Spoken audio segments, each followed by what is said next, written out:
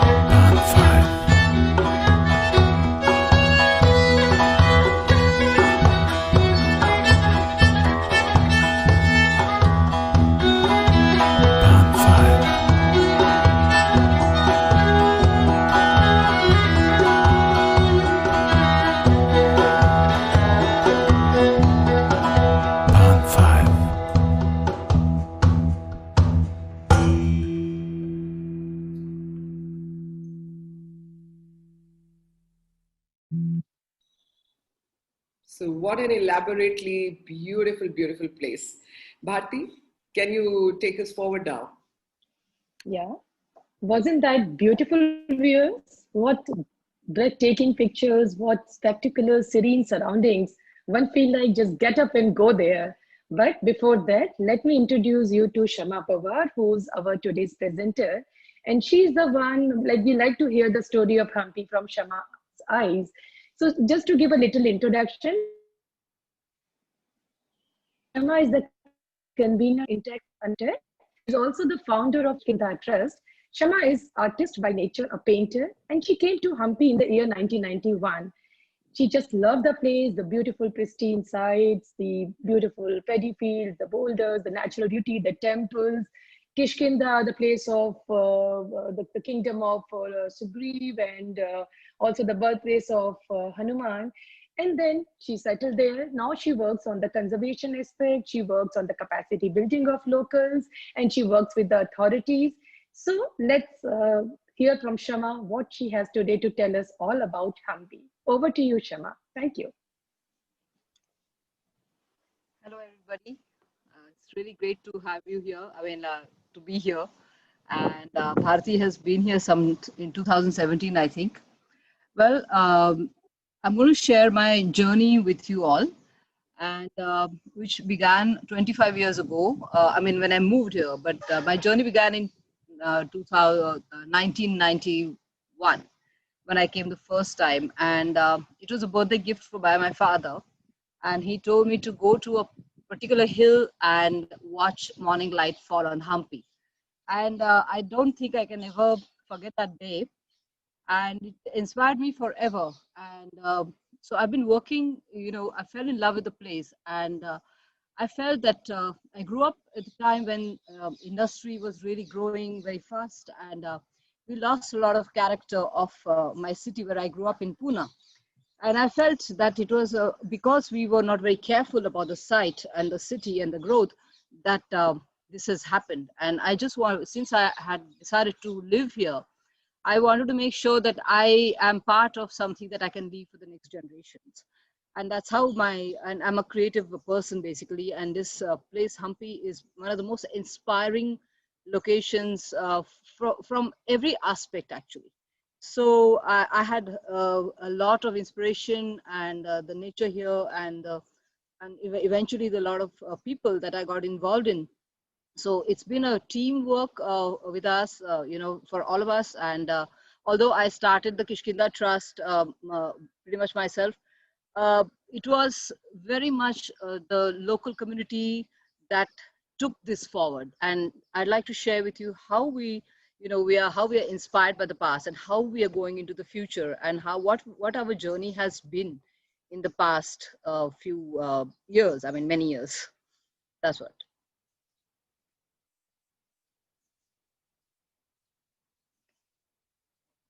Okay. So let's go. This is a very simple image which talks about what the landscape is and what kind of easy, very beautiful, very simple experience can be so awesome without doing anything. And that's Hampi, and I'm not able to go forward.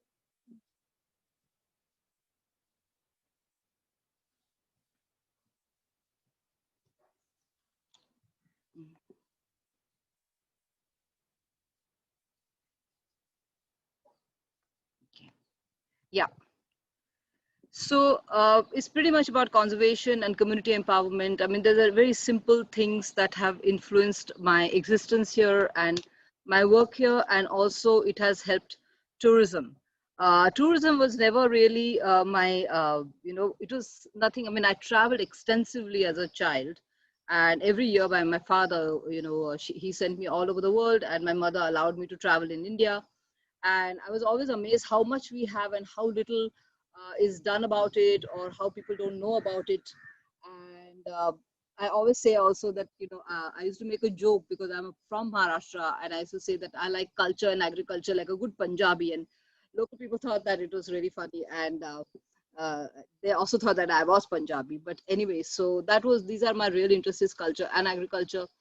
But tourism has happened to us through Incredible India, We were discovered by Ministry of Textiles also. So, I mean, that's what the Kishkinda Trust has been working in a lot of areas of these two areas of community empowerment and responsible tourism.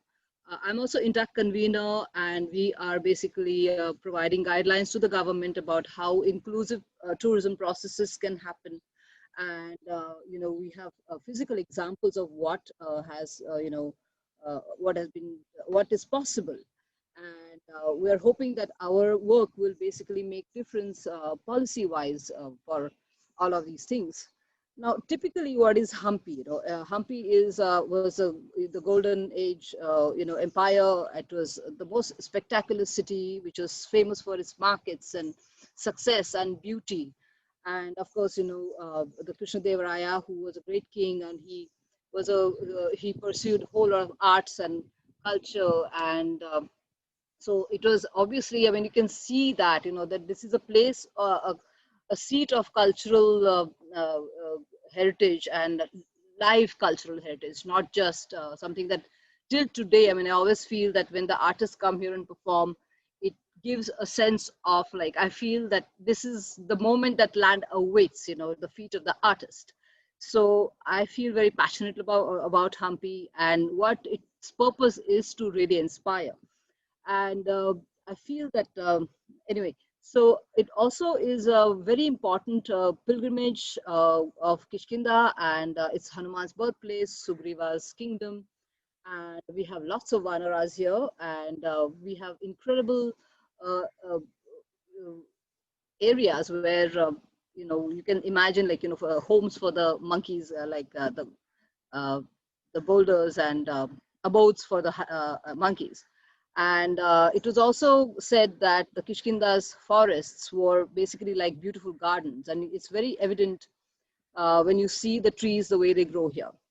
So it's a very fertile land. So let me go to the very beautiful, spectacular, and very famous Vithala temple and its bazaars. You can see a lot of bazaars here, and every bazaar was known for something. There were more than 11 bazaars, I believe, in Hampi, and they were very famous for all kinds of things. There's all kinds of speculations about what all they sold on the streets. This is a very famous chariot, and also the very famous, on your right on the screen, you can see the famous musical pillars of Vijayanagara, which is itself is something very fantastic. And I always feel that the stagnant chariot is calling to be moved by living culture. And I have heard people dressing stones sometimes, and they sounded like the notes that probably came out of, the pillars of Vithala temple. And I feel that sound, when I hear that, I know that there is a potential to create that music again. And this is Virupaksha temple. Now, this is a picture of all the gopuras, and I just love this picture. We have some incredible local photographers here, like Surendra and Samath and Shiv, and there's so many, so even the local community and the people who are involved in the, I mean, from here, they are becoming an artist, and so that's what Hampi gives you, basically, so we have the sacred center, we have the royal center, and this is the Zanana enclosure, and in the area of Lotus Mahal, which are very beautiful things. This is the river Tungabhadra, the vivacious river, which is all life-giving for the site. And it's because of her that, and also the irrigation systems, that Hampi is like an oasis in the middle of a desert, basically, and and you'll find Hanumans everywhere, just open to the sky, blessing you. When you're traveling in Hampi, you will always see them everywhere. And, these beautiful bas reliefs are just very beautiful, very simple. And the hill in the distance you see is Anjanadri, where he was born. So in Hampi, of course, there's a Kishkinda trail. I mean, we have lots of monuments, thousands of them.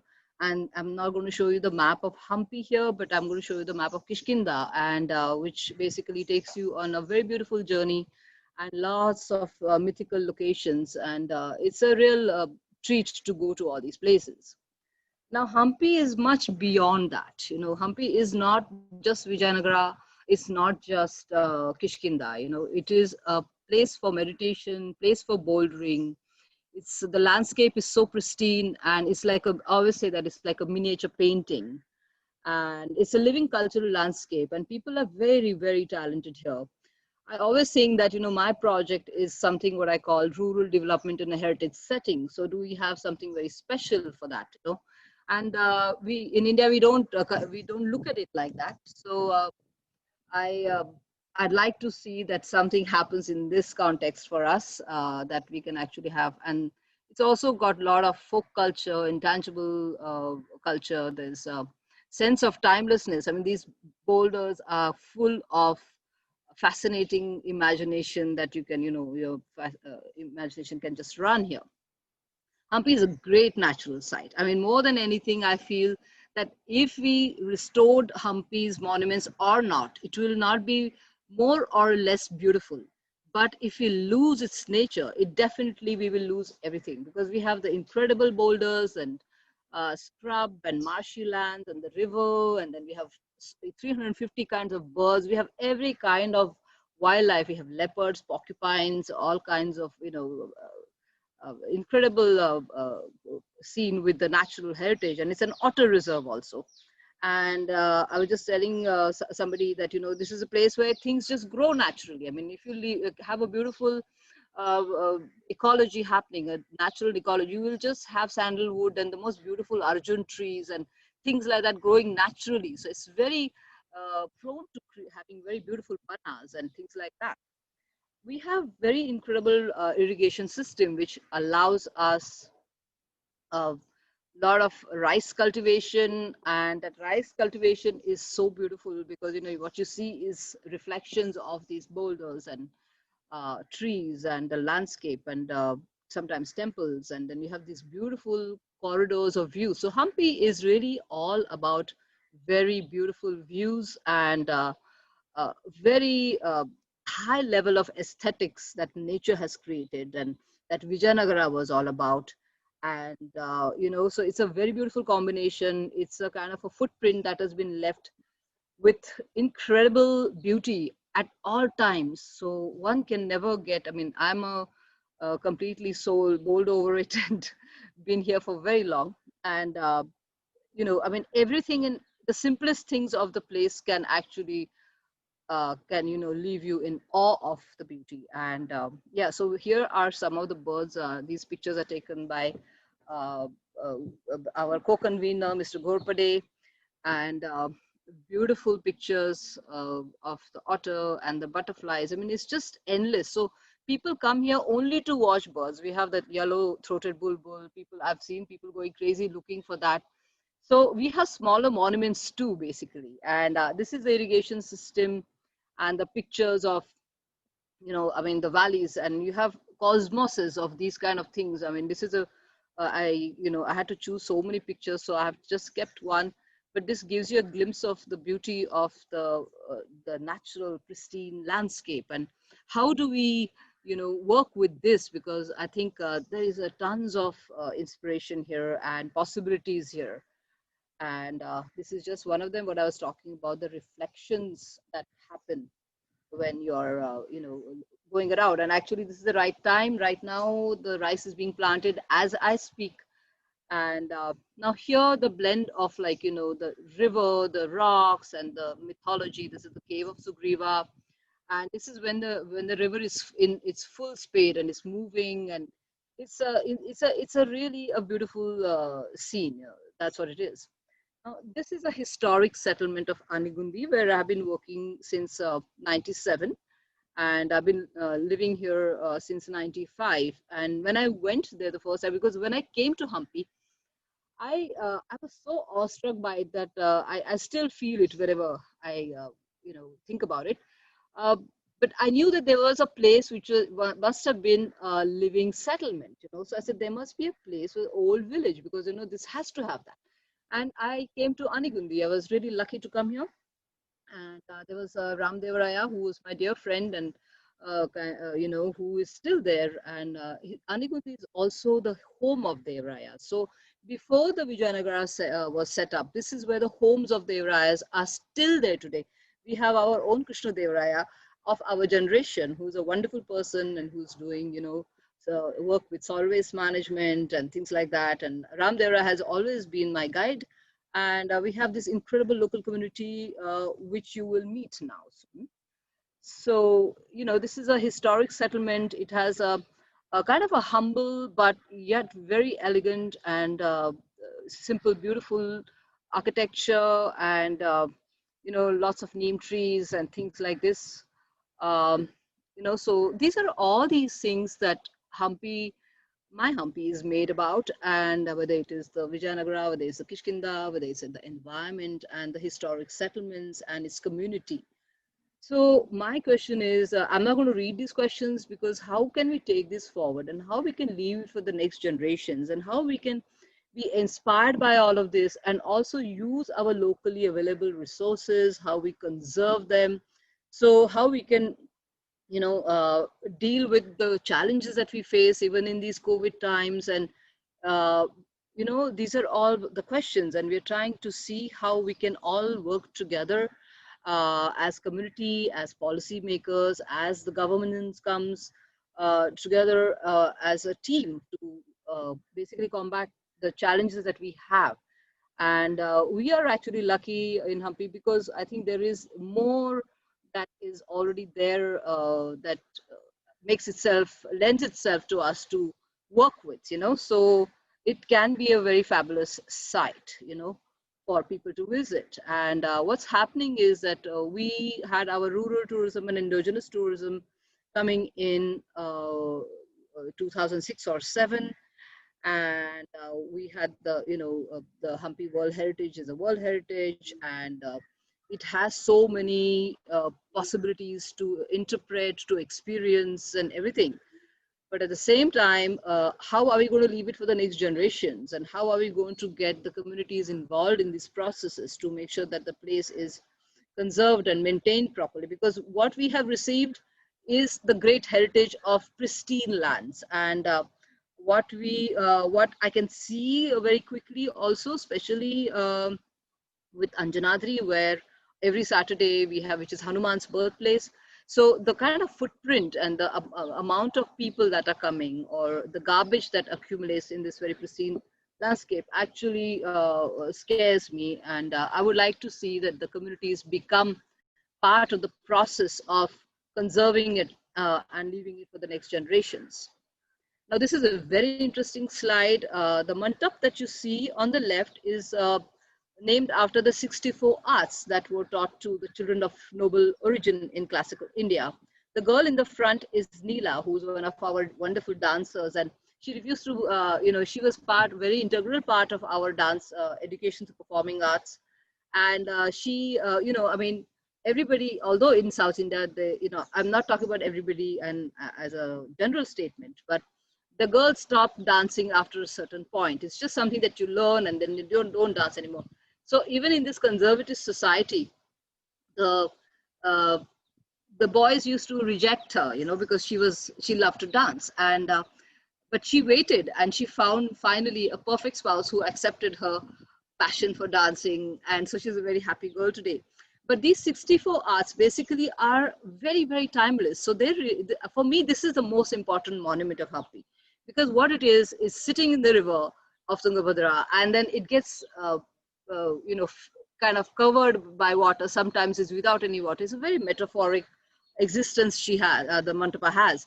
And when you look at all the 64 arts, if you read them, they're very relevant today. So if you have 4 of those arts as part of your life, you will be made for life, because you will have a career, you will have a profession, you will have a passion, you will have something that you really love to do. And things like simple mechanical devices, or self-grooming, or breaking and making of codes, and I mean, it's endless. I mean, it's architecture and agriculture, and of course, these very fascinating list of the 64 arts. So I think it's kind of raining on us in Hampi, and I would like to harvest all these arts here. That's what, as an artist, I feel like.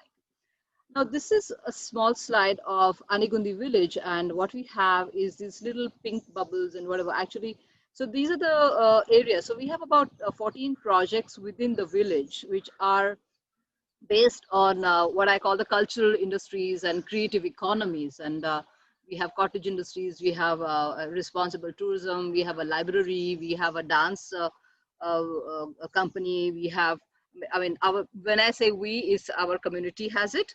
And we have public spaces which have been very beautifully restored or conserved or consolidated. We have planted lots of trees and things like this. And so you can see that, and it's a very beautiful, the foundations of this village are older than the Vijayanagara, and it has a very beautiful plan. So you have a middle square, and then you go around and you have labyrinth all around. So it's a great place to explore. So what can happen with tourism is these wonderful encounters. We have students coming in, and we have a program of history and the future. This is an old program that I used to run with Krishnamurti Foundation School, the school in Madras, Chennai. And the kids used to come and they used to see the Hampi, and they would come to Anigundi, where the future is supposed to happen.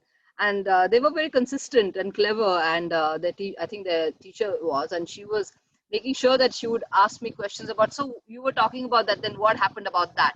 So it was very interesting to actually, there was pressure from these children. Anyways, so in Hampi, you can have really beautiful state-of-the-art experiences, which are very ecological and very comfortable, and yet, kind of rich with the cultural ethos of the place. So these are one of the concert things that we had made ready. And we have great artists coming to Hampi, and they find it so inspiring that this is a picture that we took many years, in 2008 I think, where these dancers from Malaysia came, and it was really like as if the place came to life, and a lot of people said that the landscape of Hampi actually reacts when the great artist comes here, and I believe the same. And for me, those are the most important and the most beautiful moments when this happens. Of course, it can create very idyllic,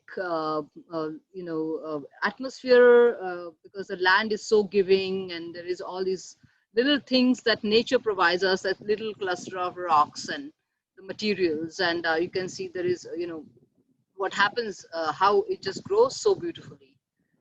And now what happens is when people are coming, this is what we are getting. And there is a problem here. And these are the things that we need to make sure that whatever has been left for us, at least we should try to have it for the next generations. That is really our aspirations at what I call intacticity, to make sure that we can take care of the site which takes care of us. So this is actually just outside Anjanadri, and this is what happens is a traffic jam in the landscape that people don't know what is a traffic jam here.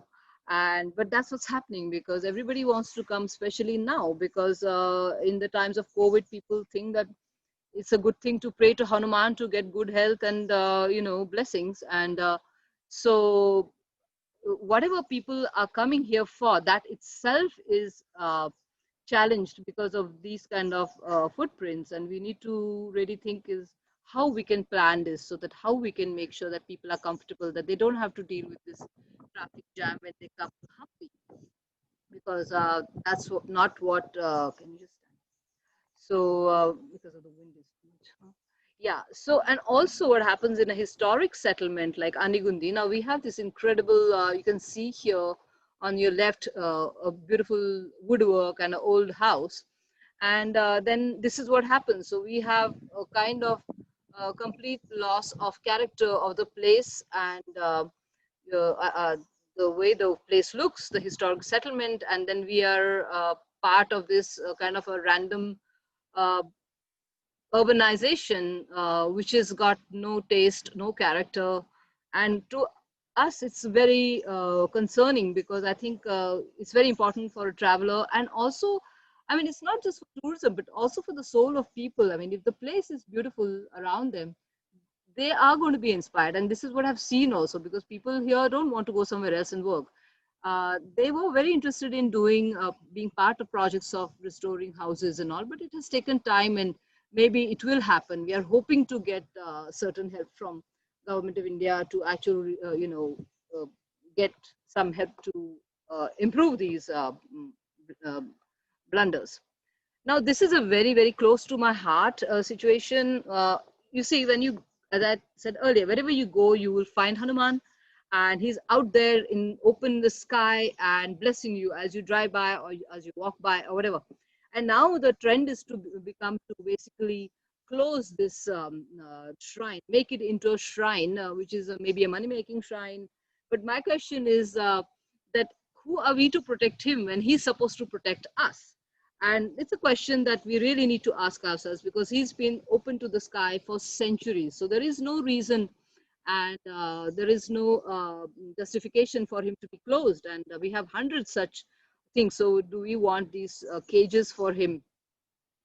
Anyway, so I will not go back to the problems, but I'm going to talk about what we have been doing, in Anigundi and parts of Hampi also, and with the children, the physical places and physical things, and also the people and intangible heritage.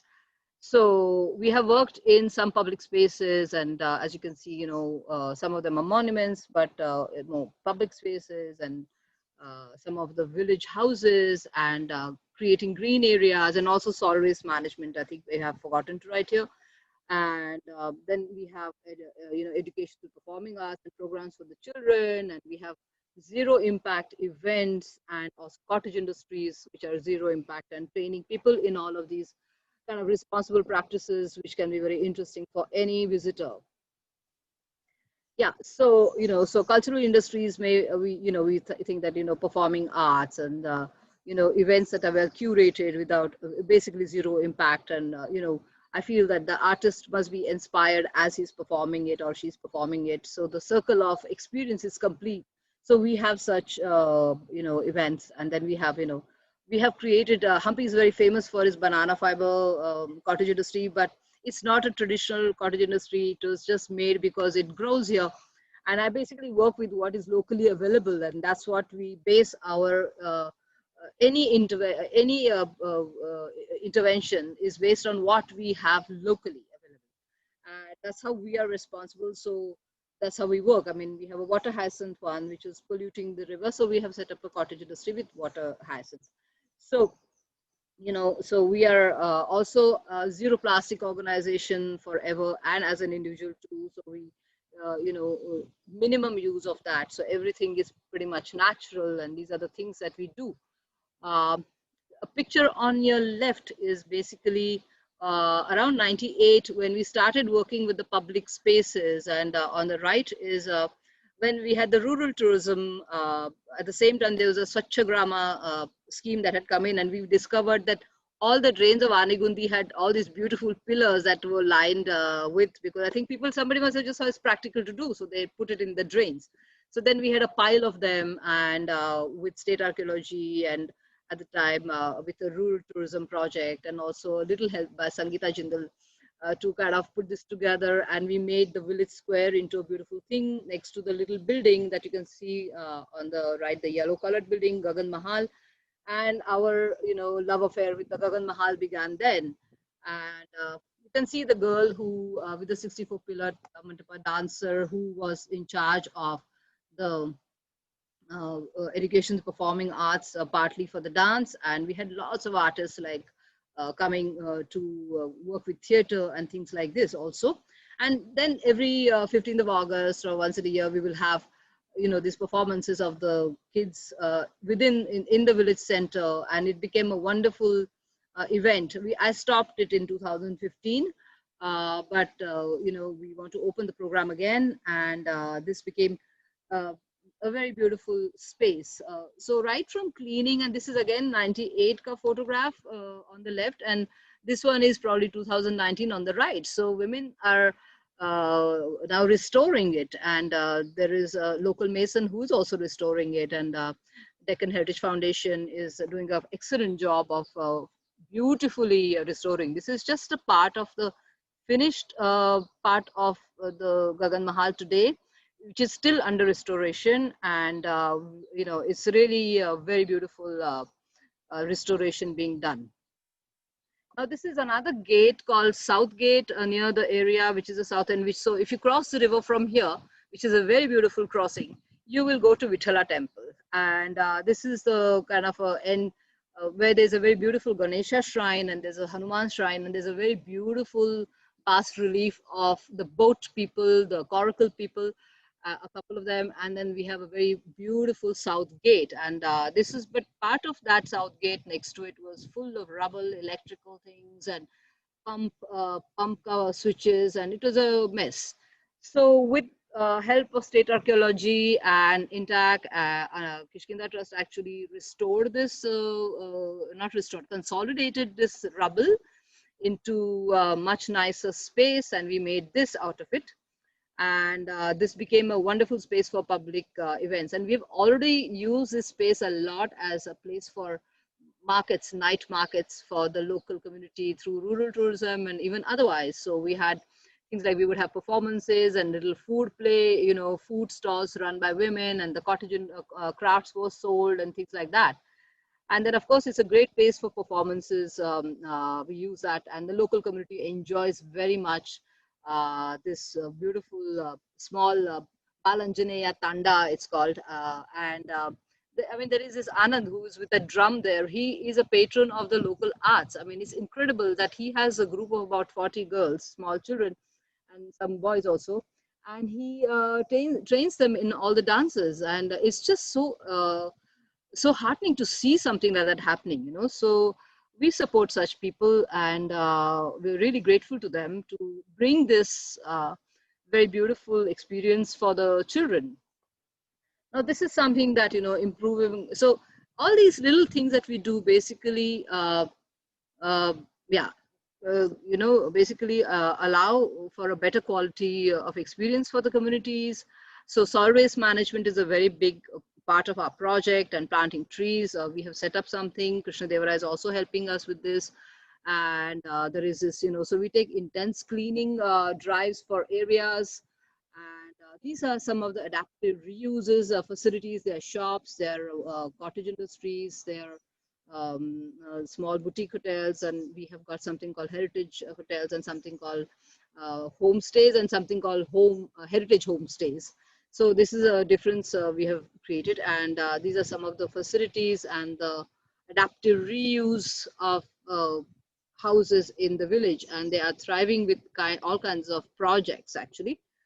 Normally during COVID, now we are sitting much more in the open, but this is our latest shop called Yukish, and it was really a beautiful space, and now there is nobody, so we are waiting for the things to go back to normalcy. This is our public library, Gram Granthalaya, through rural tourism, a shop that we had set up during rural tourism. And this is our Gram Panchayat, and recently our president really was interested in heritage, and with her help we actually gave her a plan, and we actually made a more heritage friendly Gram Panchayat. And I think this is something that is required.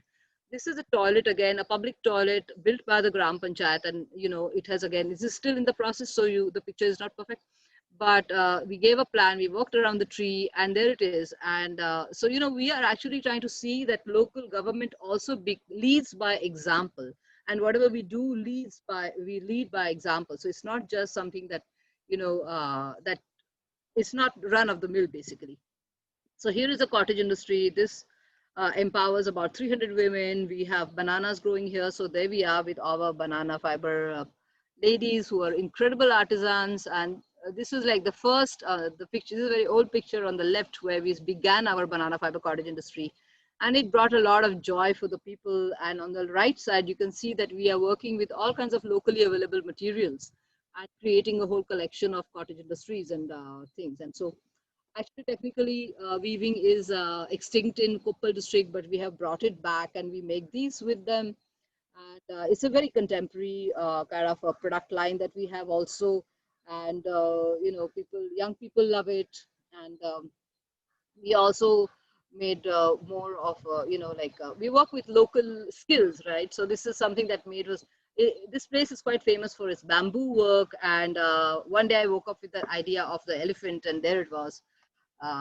This was created by the local artisans again. This is pretty amazing. And so we don't leave any opportunity to basically help the people feel safe, and our communities to feel safe as well as appreciated. So whenever there is a whatever thing happening, we will set up our pop-up exhibition, whether it's in a temple premises or something. If there's a village meeting or something with tourism, we will set it up so that we can show what we are doing. And now we are also making sure that the women have a safe distance and space. So that is becoming a constraint for us to work to take our cottage industries forward.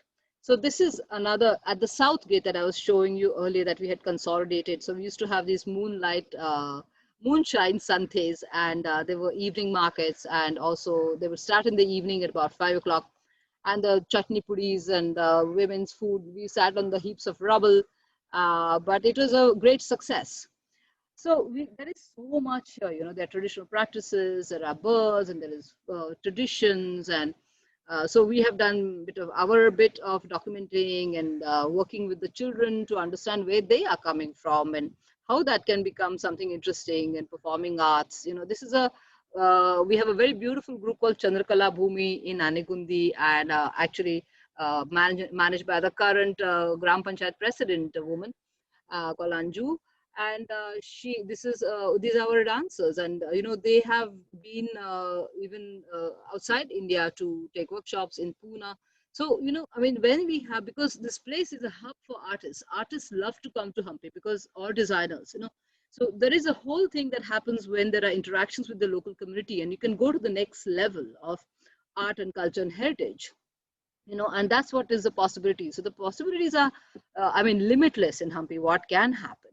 This is again Ramli Ibrahim from Malaysia with his Sutra dance company, which is like really one of the most beautiful things that happened. And these are incredible. Viku Vinayakram and Ambi Subramaniam and Daga. They have all come here as again and again, and they love to be part of our festivals, which are really simple. Of course, now we have to make choices. So are we going to have like the wind? So these are the choices we have to make about the kind of transport, what kind of experiences are we going to give, are we going to showcase our traditions, are we going to be futuristic, like we are responsible for having women drive these vehicles at the Vithala temple. We would like to see more of that. And would we make the choice of not having motorboat in the site like this, and just promote the the coracle, which is a very beautiful experience. We have a bridge now, so it's not necessary for us to have this. And can we do something which is completely ecological and working with environment? And you can see that, somebody having a great view and lunch and solitude, and, the women working with the water hyacinth, and things like that. So whatever we do, when we have our little we are not very good at marketing ourselves so far at all, but yes, we have our little events and make sure that the benefits go to the communities, and it actually and create a platform which is for the sustainability of the site, and involve the local communities. So this is Paryavarna Parva. I think we did this in 2016 or 17, I don't remember, and for the Government of India, and we actually showed how a beautiful bazaar can be set up in the bazaar street of Hampi in Virupaksha temple. Then there is something for the Banjaras, who are very incredibly talented, and we have lots of those. And this is the Philharmonic Orchestra on the right side at the Gajjala Mantapa in Hampi. So when this Philharmonic Orchestra came, and Dr. L. Subramaniam and from Leipzig, actually my friends told me, no, Shama, you have to get a big event management company, and you cannot do it without and all. I said, my God, I have to deal with these people who are so-called professionals, but then every river crossing is different. The landscape is curly. It's a bit complicated. I just do with my group of my own kids, my village kids. So we had a team of 10 people, and they had like small mobile phones, and they were here for 6 days because they were rehearsing, and they wanted to also be in Hampi. And at the end of it, the Germans at El Sub also said that, Chama, we have traveled everywhere, and this is the only place where everything was like clockwork. And I was so proud of my team that the local community, they really pulled it off so well. We had a bit of a snag with the generator, which didn't immediately start, but that was the only snag we had. And I wanted to cross the river, and the artists, they didn't want, I didn't want huge buses within the site for all of this. So we had smaller buses, instruments were in my house. There were all these things. And I decided to just cross the river, and I wanted them to go in the bus to Hampi. And when they saw me that I was going to cross the river, they all wanted to cross by the river, by the coracle. And I thought that was going to be a disaster, but all of them in their suits and everything, they crossed the river, and it was one of the most beautiful Philharmonic orchestra we had at the Gajala Mantapa. And our festivals are basically zero impact, so we just use what we have, and most of the time we also use just the natural golden light that falls on, you know, on the performers, instead of having any electrical light, because it's really beautiful. The golden light of Hampi is something to die for. I mean, it just starts glowing like gold, So anyway, so we really think that with all of this, I don't know whatever you have seen, you can see that community plays a major role, and they deserve the chance, and they have to be the guardians of this heritage that we have to leave for the next generations.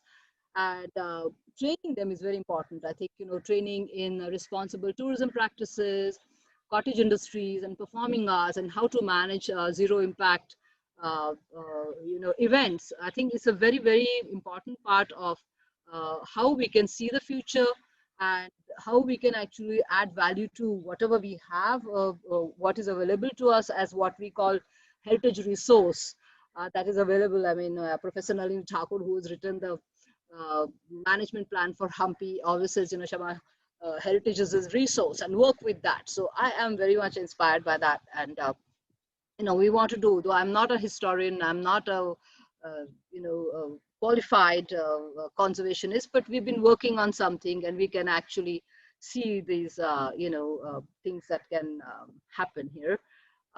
So we are committed to, conservation and working with what we have, and of course the communities, and working with house owners of the place, trying to convince them to keep the character, working with empowerment and safe space today, because you see, all the girls are actually, many women are working from their own homes now. So we want to actually give them more skills with the mobile phones, and bring in technology to manage the cottage industry. We need physical space to expand for the cottage industry. We're also hoping that craft tourism village project will come through with Ministry of Textile support, and maybe khadi and things like that, because I think a physical heritage requires cultural heritage to really sustain it and take it forward. It's very, very important. And convergences with community and planning, and keeping the place clean and green is very, very important. I think that's the only way we can leave what we have received. And I think it's our responsibility to leave it for the next generations like that. And to make sure that in this very hectic world, to retain the quality of everything in a very pristine way. We have also proposed to create bananas, and this slide is interesting because I really say that plant trees, trees, trees, and more trees, and to empower and create these resources, and rehabilitation concepts can be well planned, and there's a lot of things that tailor-made guidelines for the future development and a better quality of life for everybody. And how we can also make the business plan, because, whether it's ticketing, and once you're ticketed, then the responsibility of solid waste management and sanitation and all these things have to be also taken care of with the, communities. I mean, this is a slide of just to see the views, and that's Anjanadri in the distance. And everywhere you go, it's a photo frame basically in Hampi.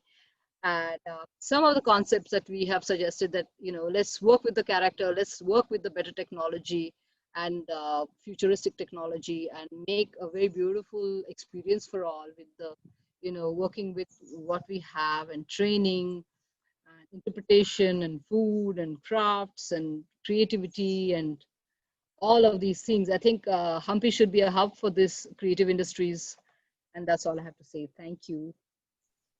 Thank you, Shama. That was superb, absolutely brilliant. And one of the comments and one of the last comments, there are so many coming in, is that there's somebody from Mumbai who is associated with travel agency, says that we should be marketing this project as ecotourism. There are so many other comments coming. Indeed, viewers, it tells you about the underlying message which we try to bring to you through Dekho Apna Desh is not just taking you to the places, but how travel and tourism can drive life itself. But then it's also about doing it in a sustainable manner, because we must be using all the beauty of Mother Earth to further the interest of humanity and not take away from it. And I think that's one of the key messages coming from today's presentation by Shama. Shama, some of the viewers been asking so many questions, we would not be able to take so many. But one of the major questions, or I'll put it as three parts to the same question. How do you get to Hampi? How many days do you need to be there? At least a minimum. We wouldn't take you as an example, because then all of us would come and stay in Hampi and never leave. But, and also, what are the kind of stay options that people could possibly explore? The way to come to Hampi is basically we have an airport now at Bellary, which is working. Also, there's a airport at Hubli, which is about 2.5 or 3 hours away from here. TrueJet was flying regularly. I don't know what the situation is right now. We have trains from Hyderabad and from Bangalore, and it's about 6 hours away from Goa. So, I mean, Hubli is a good way, air-wise, to move to Hampi. And yeah, so that's the thing. And then we have some hotels in Hampi, which are homestays in Anigundi. We have these adaptive reuse places, and you can get in touch with the Kishkinda Trust to begin with, because I cannot give you all the names of the people who have homestays here.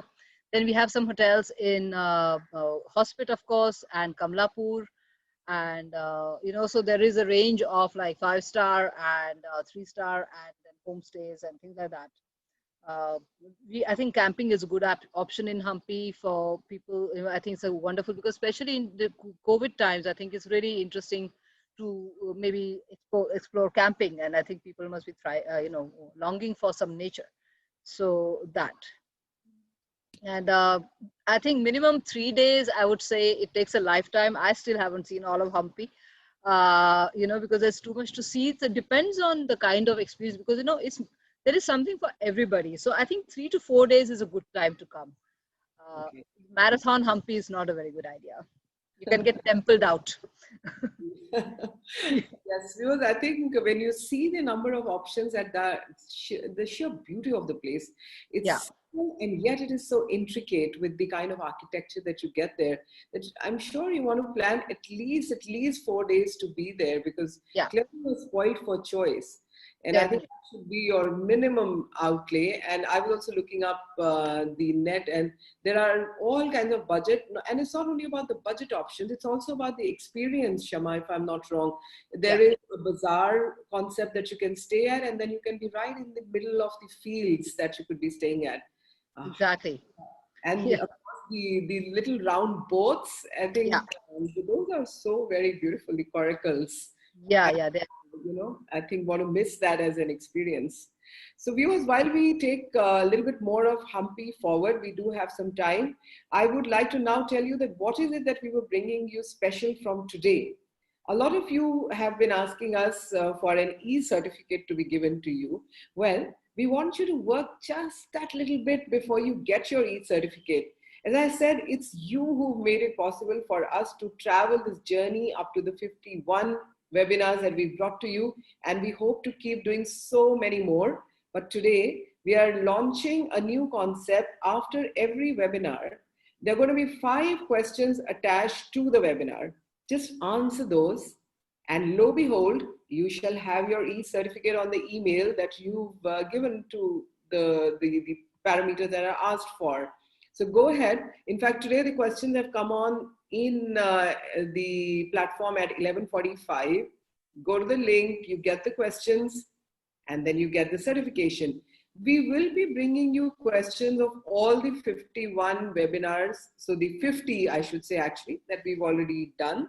You can answer them at any point of time. And you can also see those webinars, because we believe that it's not possible to see live all the time. After all, we do have other things to do sometimes. So you are welcome to go to the YouTube links on the Ministry of Tourism. That's where the repository sits. And you shall be able to take the questions of all those webinars that have happened before, and you shall get certificates for those also. But those questions shall come in a few days from now. So don't start looking for questions for all those 50 today. But in the next few days, the questions shall be attached to all those webinars. So go ahead and start doing that. But in the meantime, I'm going to be a little more greedy to have somebody like Shama with us, and ask you that in terms of the architecture style that is there in Hampi, what kind of a confluence of styles do you see? And do you see an element of cosmopolitanism there? I mean, what we have is the Vijayanagara style of architecture, which is made with stone, and all of it is stone. And there's sometimes we have see the gopuras and in brickwork and lime mortar. There are certain areas which have Mughal influence on the, on the watchtowers, or sometimes the gates and things like that. But also they have worked very well with the nature. I mean, when you see the fortifications and the gates and everything, it's very kind of simple, but really solid. And you just wonder how it was done, because it's a very, very heavy kind of, heavy duty work and lifting. And so that's what actually I really wonder about, how that they must have driven this kind of architecture with without technology, yeah. Yeah, so I just had a viewer mention that there's a Lath Mahal. I think Sri Hari was mentioning that Lath Mahal is a Mughal part.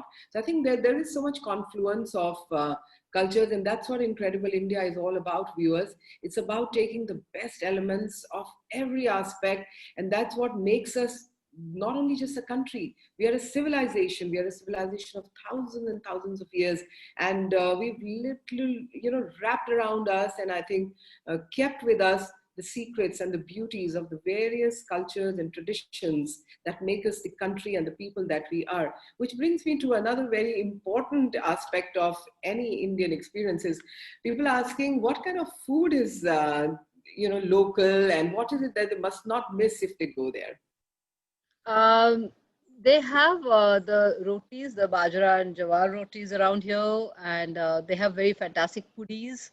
They have some Lingayat cuisine, and they have these aubergine and holgi, and so the local cuisine is quite delicious. And they have some very amazing, very old recipes actually, which the Devrayas still have.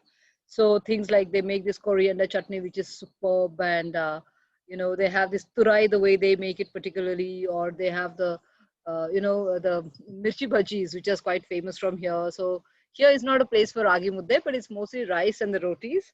And and of course, then we make jaggery around here still. They continue to make, so you can always visit a little jaggery place, and if you're lucky, you can have a little bit of that. And yeah, and we have lots of bananas here, plantations, but not much is being done with them here. They're just sold. Yeah, so that's what. A lot of organic food, I think, and that's what is being promoted as healthy living in any case. So I think you are further getting spoiled for choice, aren't you, viewers? And on a specific question of how to get there, while Shama has already indicated, but I would also like to mention to all of you that you can get there from Mumbai. You could take a flight to Goa, and then you can do about it's 300 odd kilometers from Goa if you were to drive down to Hampi. The closest rail station is Hospet, which is I think 12 or 15 odd kilometers. Therefore, if you really want to see India in its true colors, you could very well take a train from Mumbai also. It's about an 18 hours a long journey. So you need to travel a little longer for that. But you could do that. And what's life if it's not about travels, it's not about experiences? You could, of course, also go to Bangalore, and then you could drive down from there. It takes about, I think, 5.5 to 6 hours, depending on what kind of stops you have on the way. And you could also be in Hyderabad doing other things. We took you to Hyderabad last time. So from Hyderabad, you could, very well just go to Hampi. It's about 8.5 hours from there. It's about 6 hours. The roads in India, About 6 hours? Oh, okay, Yeah. fantastic. And So, also the Hubli airport, actually it's only 3 hours from Hubli airport. That, fantastic, yeah, fantastic. hopefully the So flights it's will start, but yeah, it's there. So Hubli is a good lots option yeah, yeah. for the Lots of flying. options as in summer, right? Yeah. There.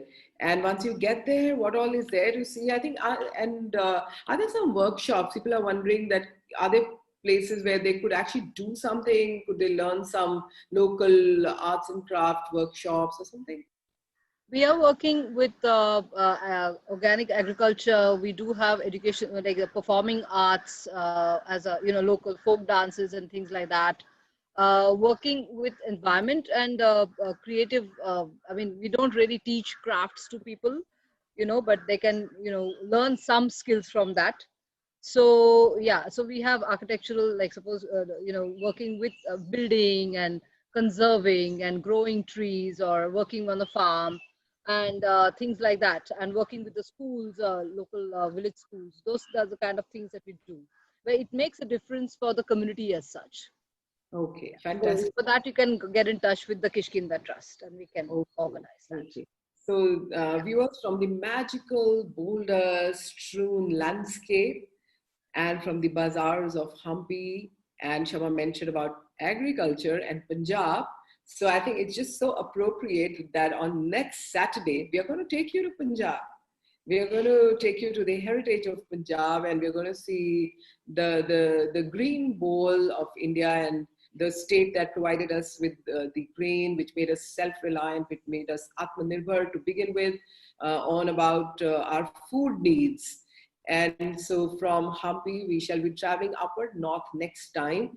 There are still so many questions to go to, but before we conclude, I'm going to just ask Bharti to come in and quickly once again explain the concept of the questions that are going to be attached, and where can people answer them, and how do they get their certificate, before we thank Shama once again for a brilliant, I should say, presentation, which was not just about Hampi, but about so much else that we need to do in the ecosystem of tourism.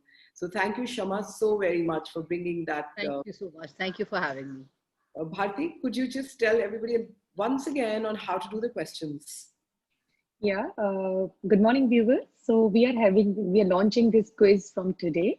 And based on what we discussed and Shama explained is about Hampi, there'll be 5 questions that you need to answer. You have to go to MyGov. We are also going, there is a link there. And otherwise also on all of our social media platforms of Incredible India, we'll be sharing that link with you. You go, please participate, answer the questions, and then you got this auto-generated certificate of your participation in today's webinar. And each week it's going to be a different certificate. So keep participating in these quiz. Looking forward to your participation. Thank you. Yes, thank you, MyGov, and thank you, NEGD, because you are the ones who are making it possible for us to keep bringing these programs. Which also reminds me, viewers, that MyGov also runs the Dekho Apna Desh pledge for us. So go ahead on the MyGov pledge that you're going to be seeing 15 places. We are giving you so many options. So just pick any 15 that are, closer to your heart or your interest. Travel, just take that pledge, because we do run a kind of a quiz for this, but we also run a lucky draw for people who take the quiz, and we actually try and send you some small mementos that just remind you about your incredible country, maybe a t-shirt, a small souvenir, maybe a mug. So it's not about what you get, but it's about being associated with our, a heartfelt campaign. We want to bring you your incredible India. So keep watching, keep seeing with us. And next Saturday, travel with us to the green state of the Punjab. So viewers, thank you so much for all your support once again. And see you next Saturday, same time, 11 a.m. Thank you, Shama. Thank you, NEGD. Thank you, MyGov, for starting this. And thank you, viewers, for giving us so much encouragement. Have a good weekend. Have a good week. Keep safe. Keep healthy. Namaste. Thank you.